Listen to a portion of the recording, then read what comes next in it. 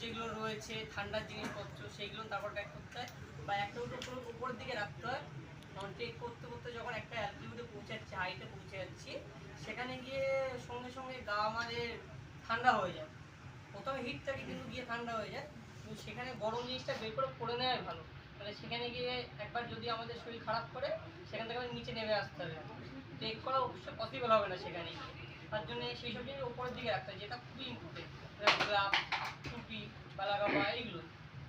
আর ছোটোখাটো টিফিনে যদি কিছু ব্যবস্থা থাকে, ড্রাই ফ্রুট ওগুলো উপরের যেই পার্টটা থাকে ব্যাগের, সেই উপরের পার্টে দিলে খুবই ভালো হয়। কারণ যে যদি এনার্জি কম মনে হচ্ছে, চকলেট লজেস এগুলো খাওয়া যায়। আচ্ছা, স্লিপিং ব্যাগটা নিচে কেন রাখবো?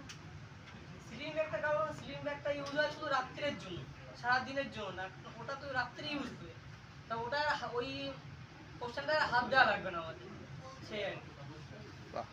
কিন্তু ইকুইপমেন্ট তো আমার রাস্তায় যেতে যেতে লাগতেও পারে, তাহলে ওটা যদি মিডল পোর্শনে রাখি, ট্রেকের সময় তো ইকুইপমেন্ট প্রয়োজন হচ্ছে না রকম, ক্লাইম্বিং এর সময় ইকুইপমেন্ট প্রয়োজন হবে।